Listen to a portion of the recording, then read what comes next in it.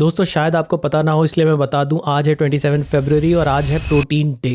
Protein का हमारी diet में क्या इंपॉर्टेंस है और इससे रिलेटेड अवेयरनेस को रेज करने के लिए इस दिन का इस्तेमाल किया जाता है। तो मैं जल्दी से प्रोटीन से रिलेटेड सारी इंपॉर्टेंट इन्फॉर्मेशन आपको दे देता हूँ। प्रोटीन हमारी हेल्थ के लिए, वेट लॉस के लिए और मसल बिल्ड करने के लिए बेहद ज़रूरी है, बट सैडली इंडियन डाइट्स में इनफ प्रोटीन नहीं है। इंडिया में सिर्फ वेजिटेरियंस ही नहीं, नॉन वेजिटेरियंस भी प्रोटीन डेफिशिएंट हैं। प्रोटीन से रिलेटेड एक पॉपुलर मिथ ये है कि प्रोटीन किडनीज को डैमेज करता है।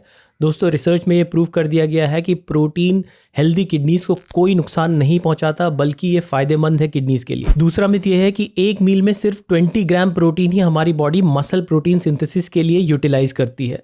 दोस्तों स्टडीज में देखा गया है कि अप टू 100 ग्राम प्रोटीन पर मील हमारी मसल प्रोटीन सिंथेसिस में यूटिलाइज होता है और मसल प्रोटीन सिंथेसिस को मल्टीपल आवर्स तक एलिवेट रखता है। जिस दिन आप वर्कआउट नहीं करते हैं उस दिन भी आपको उतना ही प्रोटीन लेना है जितना वर्कआउट वाले दिन आप लेते हैं। जिम में अपना प्रोटीन शेकर ले जाना और वर्कआउट के तुरंत बाद प्रोटीन लेना जरूरी नहीं है। जो एनाबॉलिक विंडो है वो मल्टीपल आवर्स की होती है, तो जिम से आने के बाद कभी भी आप अपना प्रोटीन ले सकते हैं। आपको डेली कितना प्रोटीन लेना चाहिए? अगर आप एक सीडेंट्री इंडिविजुअल हैं तो आप 1.2 ग्राम पर KG of body weight per day protein आपको मिनिमम लेना चाहिए। इसके अलावा बाकी लोग जो वर्कआउट करते हैं एटलीस्ट 1.5 टू 1.8 ग्राम पर केजी बॉडी वेट, अगर आप इस रेंज में रहते हैं तो आप मसल बिल्डिंग और स्ट्रेंथ दोनों को मैक्सिमाइज कर सकते हैं। अगर आप वीगन या एडवांस एथलीट हैं तो इससे ऊपर भी जा सकते हैं, 2.2 ग्राम पर केजी बॉडी वेट तक ले सकते हैं।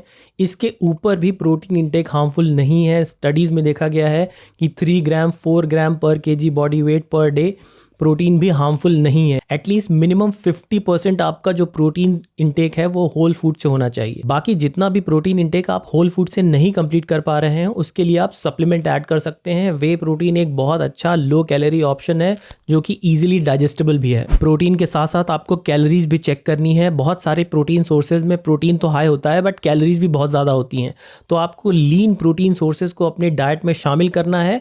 ये इजीली आपके कैलोरी बजट में फिट हो जाते हैं। अगर आप एक बिगिनर हैं तो आपको प्रोटीन टाइमिंग को लेकर ज़्यादा परेशान होने की ज़रूरत नहीं है। अगर आप अपना डेली प्रोटीन इंटेक कंप्लीट करते हैं तो आप बहुत अच्छी प्रोग्रेस करेंगे। अगर आप एक एडवांस एथलीट या एडवांस लिफ्टर हैं या फिर चाहते हैं अपनी मसल प्रोटीन सिंथेसिस को मैक्सिमाइज करना, तो आपको कोशिश करनी चाहिए कि आप अपना प्रोटीन इंटेक इक्वली सारे मील्स में डिवाइड करें और कोशिश करें कि हर मील में आपका जो प्रोटीन इंटेक है वो ल्यूसीन थ्रेशोल्ड को क्रॉस कर जाए। बढ़ती एज के साथ हमारी मसल प्रोटीन सिंथेसिस भी स्लो डाउन हो जाती है एनाबॉलिक रेजिस्टेंस की वजह से।